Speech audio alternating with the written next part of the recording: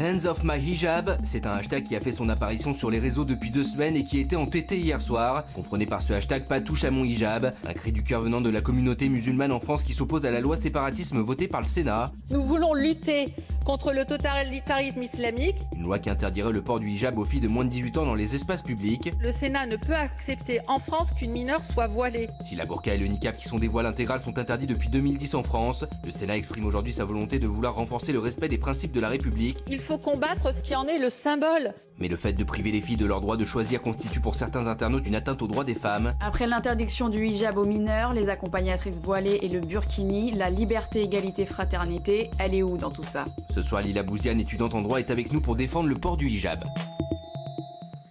Le témoin du jour est avec nous, Lilia Bouziane. Merci d'être avec nous. Je vous en prie, merci à vous. Merci d'être là. Merci à vous. Alors, vous avez commencé à porter le voile alors que vous étiez mineur, à 13 ans. C'est ça, exactement. Qu'est-ce qui vous a fait porter le voile à 13 ans? Alors, je l'ai porté, déjà, tout d'abord, je tiens à préciser que je parle comme mon nom, je représente aucune association, je représente personne. C'est très bien de le dire. Et voilà, et j'ai pas de prétention de représenter toutes les femmes musulmanes en France qui portent le voile. Donc c'est mon histoire, à chaque femme voilée a son histoire. Du coup, j'étais en Algérie, comme tous les étés. Et un jour, je l'ai porté comme ça pour faire joli, honnêtement, parce que j'aimais bien sortir mes tenues avec le voile, etc. Et en fait, au moment de sortir, j'allais l'enlever, parce que c'était pas dans mes projets de le mettre à ce moment-là. Et je me suis sentie bien, je me suis sentie épanouie. Votre mère portait Ma mère voile, oui. Oui, ma mère portait le voile. Ouais. D'accord, très bien. Mais quand j'étais petite, Elle vous a jamais demandé, elle vous a jamais dit à 13 ans, il faudrait que tu le portes, tout ça ou pas? C'est vraiment un choix personnel. On n'a jamais abordé ce sujet pour vous dire, jusqu'à qu'elle me voit avec. En fait, justement, ma mère, elle était en France et moi, j'étais en Algérie. D'accord. Et quand je suis rentrée, justement, je l'avais appelée, je lui avais dit commande-moi des pizzas, mets-moi bien quand j'arrive. Ouais. Et quand j'arrive, justement, elle m'attendait avec les pizzas et elle ouvre, elle me voit avec le voile et j'ai vu qu'elle avait un peu bugué. Elle m'a dit mais t'es sûre, etc. Enfin, pourquoi? Qu'est-ce qu'elle avait peur de quoi? que je l'ai mis sur un coup de tête, en fait. D'accord, c'est ça. Elle voulait que vous soyez sûr de vous, parce que c'est vrai qu'à 13 ans, c'est une décision importante. C'est vrai qu'à 13 ans, on se dit pourquoi à ce moment-là, et depuis, vous l'avez plus jamais enlevé. Ouais, exactement. Et vous êtes heureuse comme ça? Très heureuse, et j'ai pas regretté une seule seconde. Et j'ai pas rougi à 13 ans, je rougis pas aujourd'hui, et je rougirai pas plus tard. Franchement, je le porte avec dignité. C'est votre père qui s'est opposé? Oui, mon père, il était. Ah oui, pas qu'au départ, jusqu'à maintenant, il est pas content. Jusqu'à maintenant, c'est vrai? Il est pas content. Pourquoi? Parce que il s'inquiétait, c'était bienveillant en fait, il s'inquiétait Bien sûr, c'est ça. pour mon avenir en fait. Ouais. Il se disait que ça allait me fermer beaucoup de portes et que ça allait être compliqué pour moi en France de le porter et que déjà pour lui avoir un nom à consonance étrangère, c'était déjà un lourd fardeau. On n'allait pas en plus se rajouter un voile. Puis aussi, il avait beaucoup peur que les gens pensent que c'est lui qui m'ait forcé à le porter. Quand on marchait dans la rue, il me disait bravo, t'as donné un sujet de conversation à ceux qui viennent de passer. Ouais. Parce que c'est le regard des gens en fait. Et comment ça se passait au collège? Alors moi j'ai fait 1 année de collège où j'ai porté le voile dans un collège public. D'accord. Je l'enlevais. Donc parce que comme vous étiez l'année d'avant, vous étiez dans ce collège, quand vous êtes arrivé à la rentrée avec le voile, est-ce qu'il y a eu des réactions de certains de vos camarades ou de vos professeurs? Il n'y a eu aucun problème. Franchement, tout s'est très très bien passé. Après, à l'époque, on va dire que c'était moins un sujet houleux, j'ai l'impression. Maintenant, c'est vraiment... maintenant, c'est un sujet tabou, mais à l'époque... Vous sentez que là, en ce moment, le regard des gens a changé par rapport à quelques années? Oui, oui, totalement. Quelques années, vraiment? Franchement, oui, totalement. À l'époque, au collège, j'ai même pas ressenti une quelconque gêne ou un quelconque rejet de mes camarades. J'étais très appréciée de tout le monde, de mes professeurs également. J'avais de bons résultats. Il y avait certains professeurs qui m'avaient vu devant le collège avec, d'autres non. Alors, après, il y a eu ce projet de loi qui a dit qu'il fallait plus porter le voile dans un établissement. Oui. Donc, en fait, vous enleviez le voile juste avant de rentrer dans le collège ou dans le lycée, et ensuite vous le remettiez en partant, c'est ça? Exactement. Ça vous a dérangé, ça, ou bien c'est... Vous comprenez cette décision?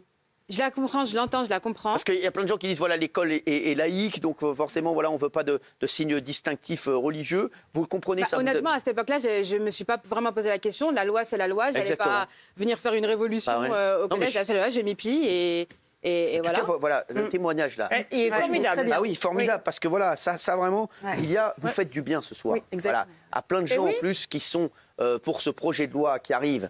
Voilà, le projet de loi sur le séparatisme adopté au Sénat voudrait interdire le port du voile dans l'espace public pour les mineurs. Vous avez porté le voile à partir de l'âge de 13 ans. Maintenant, vous n'êtes plus mineur, hein, oui, voilà. forcément. Mais vous comprenez que même à 12, 13, 14 ans, on puisse avoir des convictions, qu'on puisse avoir un choix, peut-être religieux, un choix de vie. Et aujourd'hui, il y a peut-être des jeunes filles qui ne pourront plus avoir ce libre choix comme vous l'avez eu, vous, à l'époque. Oui, exactement. Mais moi, je trouve ça vraiment scandaleux. En fait, c'est une atteinte à la liberté. J'ai l'impression que ça choque pas grand monde. Alors que, c'est une atteinte à la laïcité, hein, parce que tout le monde croit que les musulmans sont contre le principe de laïcité, alors que moi, en tant qu'étudiante en droit, en tant que citoyenne française et en tant que musulmane, j'y suis fortement attachée. Et c'est au nom, justement, de la laïcité que ce projet de loi, il me heurte. Alors, je vais vous dire ce qui dérange, vous allez me dire ce que vous en pensez. Moi, ce que je ressens, c'est qu'il y a beaucoup de gens, et j'ai lu ce qui se passait sur les réseaux sociaux, j'ai vu un petit peu les réactions par rapport à ce projet de loi. Il y a beaucoup de gens qui disent une mineure est forcément poussée par ses parents et ça n'est pas son choix personnel. C'est pour ça que c'est la première question que je vous ai posée avec votre maman et votre papa. Votre papa, en plus, était contre, vous me le disiez, et votre maman, elle n'était même pas au courant. Donc vous êtes vraiment l'exemple, le contre-exemple parfait, j'ai envie de dire. Et alors, vous, Gilles Verdez, vous comprenez que ce projet de loi puisse déranger. Bien sûr, moi, il me dérange parce que pourquoi choisir à la place des gens ? Ces jeunes femmes comme madame ou ces jeunes adolescentes, elles ont envie de porter le voile. Il faut arrêter de croire qu'aujourd'hui, on oblige des jeunes adolescentes à porter le voile. Elles ont envie par choix, par conviction. Et on va encore une fois les discriminer. Encore une fois, on va séparer les gens pour leur religion, pour leurs croyances. Donc je trouve que ce projet de loi du Sénat, il est violent, méchant. Jean-Édouard. Déjà, ce qu'il faut préciser, c'est que depuis, quand elle rentre à la maison, sa mère a arrêté de lui acheter des pizzas. Hein. C'est terminé. Moi, je suis contre ça parce que je considère que ces gens-là sont les Amish de la religion musulmane. C'est-à-dire ils sont ultra conservateurs. Si on les écoute, bientôt on va revenir à la calèche. Mais je crois que c'est l'image que vous en faites. Parce que pas du tout. Vous parlez de qui en fait? Des gens qui parlent Des gens qui poussent justement les enfants à mettre le voile. J'ai croisé une fois à Rosny-sous-Bois une gamine de 4 ans qui avait le voile. Juste il y a un moment, me dites pas que la gamine de 4 ans elle a mis ça par conviction. Mais au secours, c'est une vaste blague. Mais c'est un mode de vie aussi. Un mode de vie derrière le voile. Alors ça veut dire que le voile est comme une casquette à ce moment-là. Non mais vous allez venir. Par exemple, voilà, vos parents peut-être qu'ils avaient certaines coutumes et on est sous l'influence des parents. Vous les faisiez à 4 ans. On est sous l'influence des parents. À 13 ans, à 12, 13, 14 ans, on peut faire un choix seul. C'est ce qu'a fait mais Lisa. surtout, je tiens à préciser qu'il faut arrêter la gamine de 4 ans qui portait le voile. On se doute bien qu'elle va pas à la maternelle avec un voile, Bien etc. Ouais. C'était peut-être dans un contexte, elle se rendait sûrement à la mosquée, donc elle s'est habillée. Dans un centre commercial. Comme à la mosquée, on doit s'habiller, etc. Mais franchement, ça, c'est j'avais dire des minorités. Non, mais dire minorité, en fait, mais c'est même pas le mot. Parce que vraiment, c'est des cas vraiment isolés. Moi, je fais partie d'une famille musulmane. Dans mon entourage, j'ai beaucoup de musulmans et des non-musulmans, mais des musulmans, entre autres. Et j'ai jamais vu une gamine porter un voile. J'ai mes futurs, etc. Je les ai jamais vus avec un voile. Sur moi non plus. Vraiment, c'est c'est toujours des gens qui nous sortent des exemples qu'on n'a jamais vus. Après, voilà, c'est vrai que s'il y a un exemple parmi des centaines de milliers. Moi, ce que j'aime, voilà, dans le témoignage de Lila, c'est que c'était sa propre conviction. Voilà. Au départ, en plus, elle l'a dit, Lila. En fait, elle l'a mis parce qu'elle se trouvait belle avec. Au départ, c'est ça, hein, c'est juste, voilà. Au départ, après, c'était plus, il y avait plus la spiritualité. Mais bien sûr, mais c'est sûr, mais ça a démarré comme ça. C'est-à-dire que c'était pas, c'était pour des raisons. C'était pour les raisons d'une jeune fille de 13 ans. Voilà, elle s'est dit, tiens, je me trouve bien comme ça, je vais le mettre. Oui, Valérie. Oui, mais effectivement, j'entends tout à fait votre discours et il est tout à fait audible et vraiment bravo à vous d'affirmer et d'assumer.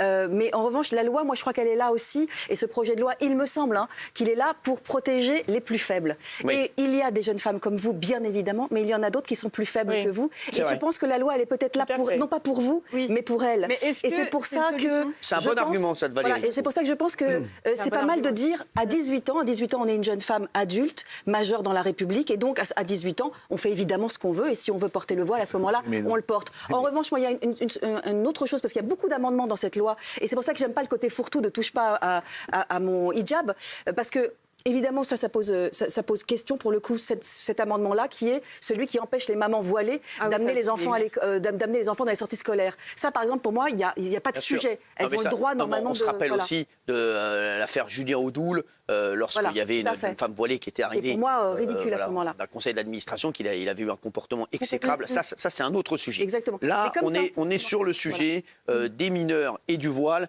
Et vous aviez un contre-argument. Oui, en fait, pour répondre à Valérie. C'est en fait votre argument, il me fait un peu rappeler justement un argument qui m'a toujours, c'est pas contre vous, mais qui m'a toujours agacé sur les plateaux télé, mais c'est pas le vôtre. C'est celui de, il y a des femmes en Iran qui se battent pour l'enlever, alors enlevez-le. Et moi j'ai envie de dire à ces personnes-là. Mais il y en a en France aussi qui se battent pour l'enlever. Oui, bien sûr, mais j'ai envie de dire à ces personnes-là d'aller en Iran et de leur dire, il y a des femmes qui se battent en France pour le porter, par exemple. Je veux dire, c'est pas parce que y a des personnes qui ont un certain combat qu'on doit interdire à tout le monde en fait de le porter. Certes, La loi, elle est là pour protéger, et tant mieux que ces lois existent parce que ce phénomène existe puisqu'on en parle, mais c'est pas une solution que d'interdire à tout le monde de le mettre. Oui, Pour sauf moi, que la France, c'est un pays laïque et l'Iran, c'est un pays qui est régi par la charia. Ah ouais, mais attends, c'est la on est vraie laïque, mais dans le différence. respect, attends, Jean-Édouard, on est laïque, mais dans le respect excuse-moi, de la religion de tout le monde. Oui, alors là, bien je suis sûr, désolé. bien sûr. Oui, mais c'est adhérer à des lois et des Attendez, comme a dit oui, Lydia, c'est ça. elle se prête tout Voilà. à fait au jeu quand elle est arrivée dans son établissement. Voilà. Et juste, moi, ce qui me respectes les dérange, règles. c'est toi par rapport aux mineurs, c'est que il me semble qu'il y a des premières communions, des deuxièmes communions qu'on fait quand on est mineur, des bar mitzvahs, donc on fait des gestes en tant qu'enfant. Donc attention, là on montre quoi une fois de plus. Excusez-moi, et là je vais revenir dans l'espace public. Et quand Oui, tu non, fais mais, ça se voit pas. oui, mais excusez-moi, une fois de plus, c'est pour ça que tout n'est pas blanc et tout n'est pas noir. Une fois de plus, c'est on pour va ça que encore j'ai dit ça. désigner. On n'aurait pas fait une loi pour expliquer qu'on met pas une croix ou un crucifix. Je suis désolé. On n'aurait pas fait non plus pour la kippa. Et là on le fait pour le voile. Et c'est moi, ça je suis qui désolée, pour la mais kippa. au lycée, C'est on pour va la obliger kippa. un Ouais, petit enfin peu. bon, c'est pas. En tout Pour cas, la c'est kippa. oui, mais c'est pas pareil. c'est pas Je vous le dis. Oui, je suis d'accord, mais c'est Voilà. pas comme ça que c'est. Je suis désolé. Il y a quand même une distinction. Je suis désolé. Franchement, c'est ce que je ressens, et c'est pour ça qu'il y a des problèmes. Parce que effectivement, on agite toujours le foulard. C'est le cas de le dire. On agite, et moi ça me dérange. Et Dieu sait que parfois je suis extrêmement dur. Pour moi, la frontière, c'est l'école laïque. Voilà. Là, il n'y a pas de problème là-dessus. Effectivement, quand on est dans un syndicat, on va pas avec un. Pour moi, on n'y va pas avec un voile, mais dans la vie de tous les jours, quand on se balade et qu'on amène les enfants en balade, en quoi ça dérange qu'une mère Ah oui, non, mette mais ça, je suis d'accord avec toi. Guillaume Joton. La vraie question, Jean-Édouard, c'est qu'est-ce que c'est que le voile? Est-ce que c'est choquant de voir un enfant mineur porter un voile aujourd'hui? Moi, je pense pas. Les gens qui soutiennent cette loi disent que ça symbolise l'infériorisation de la femme sur l'homme. Moi, je pense pas. Historiquement, quand on s'intéresse aux origines du hijab, ce sont les femmes libres qui portent le hijab. C'est même un signe de distinction sociale. Donc moi, je pense que ce n'est pas grave et pas choquant de voir quelqu'un porter le hijab. Et surtout, il faut laisser les gens faire ce qu'ils veulent et arrêter de Oui, décider. mais alors majorité. 2 minutes, s'il vous plaît. Je vais juste donner la parole à Bernard Montiel avant qu'il ne s'endorme. Non, j'écoute, j'entends tellement de choses. Mademoiselle, vous avez raison de porter le hijab. Si vous en avez envie, vous êtes totalement libre. Ici, c'est un pays libre. Et voilà, vous avez le droit et il faut le faire. En revanche, le vrai problème, oui, je vous le rappelle. Mais en revanche, parce que votre histoire, elle démarre comme les Marseillais à Dubaï. Genre, j'étais en vacances en Algérie, je trouvais ça tellement mignon, je l'ai porté, etc. Vous avez les mêmes références sur RFM? Ouais, non. Mais attendez. Il n'y a aucun rapport avec les Marseillais à Dubaï. Si, dans l'expression que vous avez utilisée, j'ai Mais lu c'est mon histoire, monsieur. C'est votre histoire, je la respecte, mais ça démarre un peu comme ça. Vous trouvez ça mignon avec vos cousines en Algérie, très bien. Mais ça, c'est pas un problème. Là où je veux en venir, c'est que vous voulez être avocate, je crois. Et vous voulez plaider en hijab. J'aimerais bien. C'est ça. Oui. Mais ça, c'est pas possible. Oui. D'après la loi française. Bien sûr. Non. Bien Bah sûr. non. Oui. La loi française. Alors je Oui, non, mais je le sais. Ah, très vous le bien. savez. Oui, je le sais. Pas besoin de vous la rappeler. Lydia, vous allez plaider, vous allez dire, voilà, quand vous allez être avocate, et certainement une grande avocate, je pense que Benjamin Castaldi aura besoin de vous. Je suis pas trop droit de la famille, moi j'ai plus de droit pénal. Mais là. vous inquiétez pas, il a des problèmes partout. Arrêtez, Je connais pas. Vous allez jouer, vous allez respecter les règles, c'est ce que vous me dites depuis le début. Oui, mais j'allais y venir. En fait, en tant qu'avocat, enfin en tant qu'avocate, du coup, puisqu'on parle du voile, on a le droit de porter le voile puisque c'est une profession libérale. On a le droit d'assister des personnes en garde à vue, pas on a de le droit plaider. d'assister à des auditions, etc. Oui, c'est ça. La seule réserve, donc, c'est pour le fait de plaider. Voilà. Et en fait, c'est là où je m'interroge, parce qu'en fait, ce n'est pas c'est pas sous couvert de laïcité. C'est pas le principe de laïcité qui régit cette loi-là. C'est plus les coutumes de la profession, la symbolique de la robe, etc. Et en fait, avec un groupe d'avocats, justement, parce que je pense que vous avez lu mon article sur la Croix, voilà. Et à partir de là, donc il y a eu un petit groupe d'avocats qui s'est formé, donc à majorité, c'est même pas majorité, il y a quasiment que des non-musulmans qui ont réfléchi, parce qu'il suffit d'avoir un cerveau pour réfléchir, et qui se sont dit, c'est vrai que, pardon. Fais pas ça ici. Et qui se sont dit qu'en fait, c'était pas le principe de laïcité qui régissait la profession d'avocat, et que du coup, le fondement sur lequel on se base pour cette interdiction, est-ce que c'est vraiment fondé justement? C'est là où on s'interroge. Et du coup, on a un petit groupe de réflexion. Une petite tribune, etc. Et on... Si je peux Ça vous terminer sur gênerait la vraiment loi... de plaider sans voile? Quoi? Qu'est-ce qu'il y a? Ça vous gênerait vraiment de plaider sans Et ça voile? gênerait C'est qui que si je plaide avec mon important. voile? C'est ça ma question. Mais non, Ça mais le gênerait port... qui que je plaide avec? Alors, la loi... Non, la loi. Le port de la robe est réglementé et uniformisé pour hommes et femmes, pour tous les c'est ça. avocats, sans signe distinctif Exactement. d'origine religieuse, Ça, c'est la règle. philosophique, politique ou Ni culturelle. kippa, Alors ni voile, voilà. imaginez un avocat qui est naturiste. Alors, il va plaider à poil? Non, mais la robe, de toute façon, pas une religion, c'est pas une religion naturelle. Alors, au Cap d'Agde, si. C'est religion. Juste, Delphine. La robe, on est obligé de la porter de toute manière. Donc, la question. C'est pour ça, c'est la robe d'avocat. Mais c'est selon les convictions politiques ou philosophiques. C'est vrai que pour les avocats, Lilia, tout le monde doit porter la même chose. Homme ou femme, c'est l'égalité. Qu'est-ce qu'il y a, Nicolas Pernikov ? Dans un souci de neutralité. Ah oui, c'est ça qui est important. C'est ça. C'est ce qu'on vient de dire. C'est ce qu'on vient de dire. Il n'arrête pas de m'appeler, c'était pour ça, je croyais qu'il voulait un chauffeur Uber. Oui, Delphine. Mademoiselle, ce qu'il faut dire, c'est que vous faites vraiment plaisir parce que vous êtes rayonnante. Ah, merci. Et vos parents sont top parce qu'ils ont été compréhensifs et ils vous ont laissé. Oui. Maintenant, je pense que dans certaines familles, effectivement, comme l'a dit Valérie, peut-être qu'on est contraint et forcé par la tradition et le poids de la tradition et de la dignité et tout ça. Donc, lorsque la loi régit, c'est peut-être bien. Et à 18 ans, on est libre de choisir. J'ai juste une question. Si vous allez à la piscine, ça se passe comment ? Mal. J'y vais pas du coup. Voilà. Donc à 18 ans, quand on est majeur, parce qu'on a des convictions, ok, on se prive d'aller à la piscine. Je suis désolée, avant 18 ans et puis même après, les jeunes à 14 ans, 16 ans, on a envie d'aller à la piscine. Pourquoi est-ce que cette spiritualité, au-delà du foulard matériel, ça nous contraint aussi dans la vie? Donc les jeunes ne peuvent pas aller à la piscine, par exemple. Elle est heureuse comme ça. Non, c'est sur un autre débat. Le problème, c'est la religion en elle-même, du coup, qui vous pose un peu problème. Mais là, j'ai envie de dire qu'il y a eu un petit peu des petites solutions pour aller à la plage avec le burkini. Mais ça, on peut avoir la spiritualité sans le matériel aussi. On peut être spirituel à l'intérieur. Mais là, ce que vous êtes en train de dire, c'est que moi, je suis spirituelle aussi, et puis j'ai pas de signe distinctif. Bien sûr, mais c'est la pratique de ma religion que j'assume totalement. C'est comme si vous disiez à quelqu'un, on est en plein Ramadan, quelqu'un qui fait le Ramadan, mais pourquoi tu te prives de manger? C'est sa spiritualité, c'est sa pratique. Mais il y a plein de musulmans qui sont spirituels sans le. Mais j'ai pas dit le contraire. J'ai pas dit le contraire. J'ai des amis qui portent le voile, d'autres qui ne le portent pas. J'ai aucun souci. Il y a des musulmans qui sont spirituels même en allant à la piscine. Mais j'ai pas dit le contraire. Voilà, excusez-moi, la piscine, qu'est-ce qui se passe avec cette piscine? Jean-Édouard, elle se rigolait. Elle serait qu'un maître nageur, ça là ou quoi? Merci les chéris, je voudrais qu'on remercie Lilia d'avoir été avec nous, qui a été exceptionnelle.